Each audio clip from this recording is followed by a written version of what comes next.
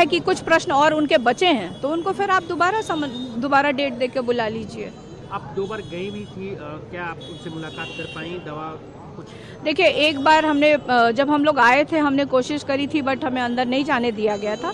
लेकिन कुछ देर के बाद हमने फिर रिक्वेस्ट किया था कि उनको दवा देनी होती है, क्योंकि वो नाश्ता करके घर से आए थे और 1.5 घंटे के बाद उनको दवा देनी होती है।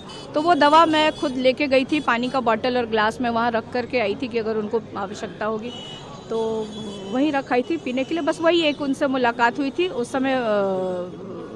उसके बाद आई थिंक प्रश्न उस समय पूछताछ चल ही रहा था। उनके पास जाने दिया गया था? जाने दिया गया था उस समय। उसके बाद नहीं? उसके बाद नहीं जाने दिया गया है।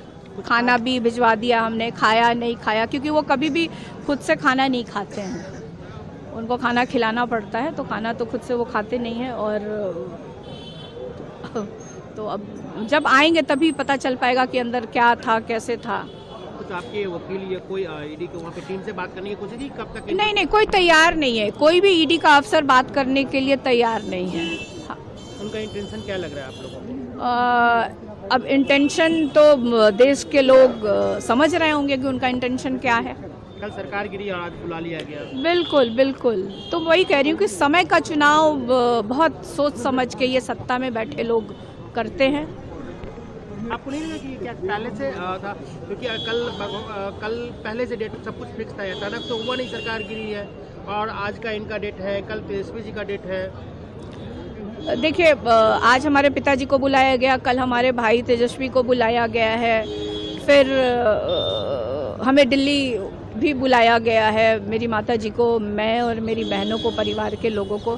तो मुझे लगता है कि अब ये जैसे जैसे चुनाव करीब आएगा ना, तो प्रधानमंत्री जी मुझे लगता है बहुत डरे हुए हैं, और डरे हुए हैं तो ये यही काम करेंगे। वो हमारे साथ किए, कल किसी और दूसरी राजनीतिक पार्टी के साथ करेंगे और लीडर्स को इस तरह से बुलाएंगे, तो उनको वो व्यस्त रखेंगे। बाहर जिस तरीके से हम देख रहे हैं सेंट्रल एजेंसी के फोर्सेज आ गए हैं, सीआरपीएफ एंड ऑल, तो आपको लग रहा है कि कहीं ऐसा ना हो कि उनको गिरफ्तार करने की कोशिश की जाए? देखिए, कर भी सकती है ये सरकार, ये इस तरह की हरकतें और इस तरह का वो करते आए हैं, तो कोई मतलब वो नहीं है कि नहीं भी करेगी। बट मुझे लगता है कि उस इंसान को क्या गिरफ्तार करके क्या करेंगे आप? बीमार इंसान को क्या करेंगे आप गिरफ्तार करके?